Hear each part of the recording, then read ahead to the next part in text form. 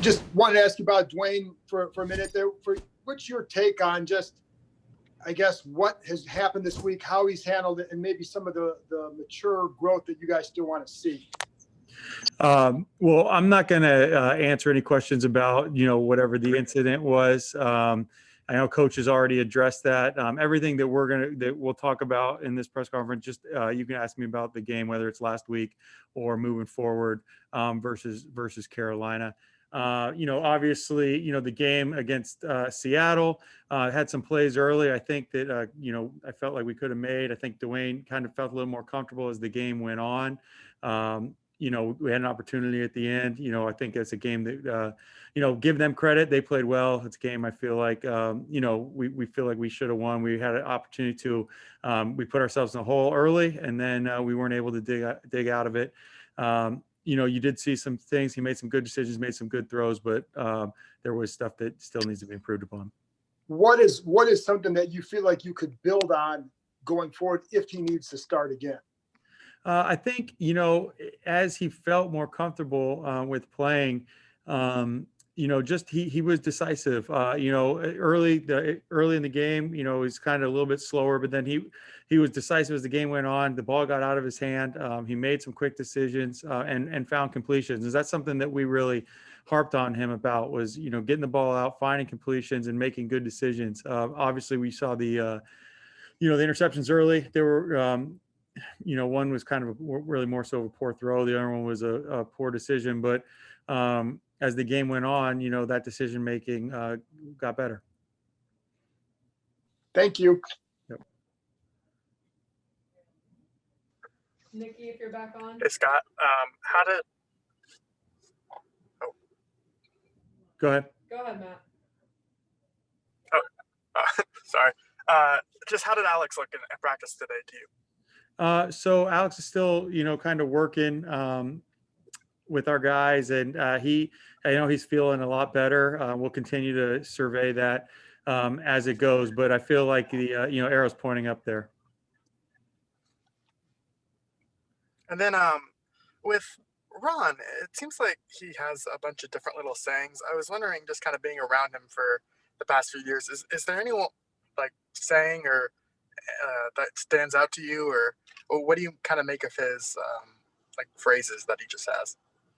I think they're good. I mean, there's not one that just jumps to mind right now. I think it's just, Coach does a great job of keeping the team focused on the task at hand, and I think that those phrases are just different ways to word that, and we've talked about this. I've said this to you guys before that, we view it as 16 one-week seasons, and, all that's important for us is getting our, best foot forward and giving ourselves the best chance we can to go beat a good Carolina team. Michael Phillips, Ben, and then JP. Hey, Scott, how does the practice have to be different for Dwayne, allowing obviously that there could be contact tracing issues later on? We try to really be good as far as contact tracing is involved with all of the players, but it's just keeping an extra, whatever, being more critical or paying more attention to him specifically. But we really try to, keep that 10, 6 feet, but we really even try to keep it to a 10-foot barrier. Obviously, if you're in the huddle, you're practicing, you're within that. But it's, breaking that as much as we possibly can. We've seen all these teams where, one guy goes down and it knocks down a domino effect. So we don't want that to happen with anybody. But specifically in this case where there might be an at-risk situation, we'll just pay a little bit closer attention to that.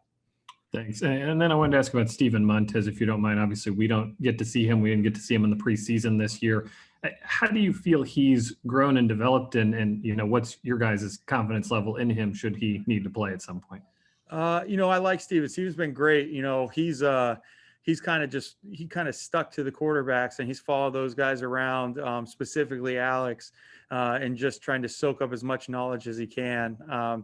He's been a worker. He's even going back to the spring as far as the Zoom meetings, spending time with us, with our coaching staff, and just trying to learn as much as you can. I think he's grown throughout this year. I think, if something were to happen, I feel like, you'd love him to have a little bit of experience, at least some preseason experience, but, he's a big guy, big competitor, and I think he'd go out there and play well. Hey, Scott, obviously when it comes to any weekly game plan, part of it is the opponent. You're trying to figure out what's going to maybe work against them, but a lot of it always comes down to establishing who you are and what you want to do. And as a guy who's, kind of in this new role for you this year, how has it been adjusting week in, week out with so many different changes all across the quarterback, offensive line, running back, and so on? How has that been for you, just to week in, week out, having to make those kinds of adjustments?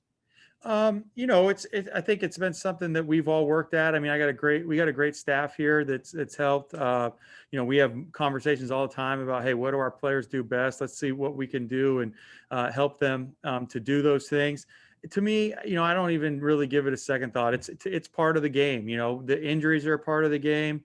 There's always going to be different things that come up, and you just kind of survey the situation that you have and then try to make the most out of it. And I feel like, for the most part, we have done that. Obviously there's areas that we can do better, and we're going to continue to work and try to improve as much as we can. But we got a group of guys that our players do a great job of attacking each day and trying to get better. And a lot, some of our guys hadn't had much experience, but no, they've worked at it and they've gotten better as the year went on. And that's really all you can ask. And you learn about guys the more that they play. Obviously you're having in a fun spot right now. You guys are competing for the division title and the playoffs and all that comes with that. But I'm sure there are some things that have popped up. You think, boy, I can't wait till the off season, hopefully way down the line, that to dive into, just to sort of figure out what went right, what went wrong. Is there anything that kind of stands out to you that you're kind of way down in the future, kind of looking forward to kind of looking at? Not really right now. I mean, to be honest with you, my focus is on this week, and every week it's kind of you reset it. You look back at what you've done, you kind of do a little self-scout summary of what you've done over the year, and then you dive into the opponent. And that's where we're at right now. We're full 100% into Carolina and thinking how we can, get these guys and put the best plan together we can to help our team win. Thank you. JP?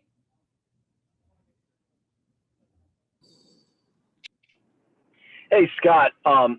You're going into a potential NFC East clinching game with significant quarterback uncertainty.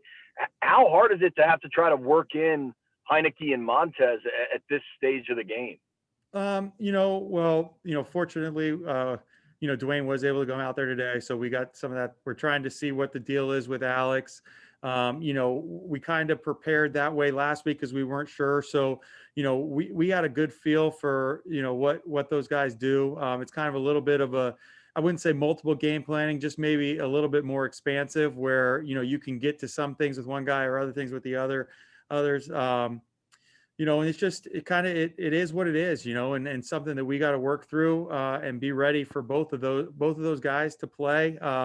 And then, with the young guys, they gotta make sure that they're studying, and with minimal reps, they got to be ready just in case, one of them has got to be the backup when they play. And that's just, again, that's, like I said, that's part of this league.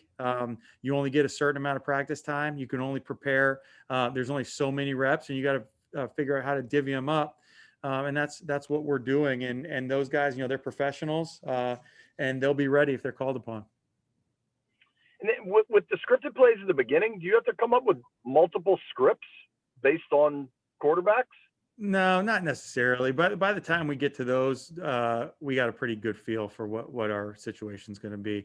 And then we can also, always adjust those. Those aren't like, a lot of that's just stuff we pull from the game plan. So it's not like it's something we just draw in the sand that day. So we can be flexible when it comes to those types of things. Thank you. Pete Haley? Hey, Scott. How much does your familiarity with Teddy Bridgewater play into this week's matchup? Teddy's got a lot of film out there, and it's been a while since we've worked together. Obviously, I worked with him. Last year he was playing was 2015. We've had some conversations, but most of it's on tape. I mean, you guys know, it's not like I was with him last year or anything like that. Teddy's a great guy. Love him. Got a huge amount of respect for him. Happy for him that he's back in a starting role. And be good to see him pregame, and then, we'll go compete. But, it's not so much of like a, something, because it's been so long. I mean, it's been, 5 years or whatever since he played. for me. So, but, I do have a feel for him as a player, but I don't think it's much of a strategic advantage. Sam Fortier. Hey, Scott. When you've talked to Dwayne either today or yesterday, what did you see on film from him on Sunday that you'd like him to really focus on or take a step forward here, either in the next game or the next two games or however long he starts?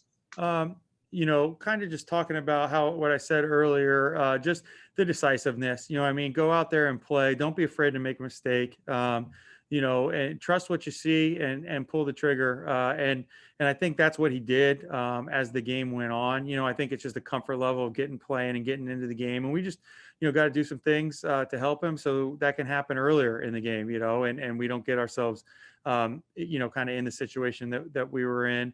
But there was some good, there was some bad, and I think you just, keep working, and there'll be more of the good.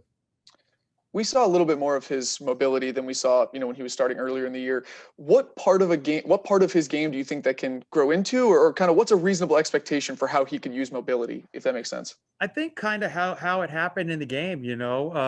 We did some things pass game wise where we spread him out a little bit, and they took away the first or second option, and he kind of moved to that side, and there was no one in front of him. So that's just what I mean as far as making quick decisions where, hey, there's nobody there. I'm going to take off and run. He went to go get about 5, and there's nobody there. So he ended up with like 7 or 10 yard gain, end up with 20 something yards rushing. And I think that's just how it happens. Where I'm stepping up in the pocket to look for somebody to throw, and there's green grass in front of me, just take off and go, or he worked to the right a little bit. There's no one in front of you. Hey, take off and go and take those free yards. They all count, whether you throw it or you run for it. And just a lot of times guys are so determined to stand in there and make the right read and throw the ball that they won't just say, hey, there's no one there, I'm going to take off and run. And I think him doing that was good. And it'll be add to his game going forward.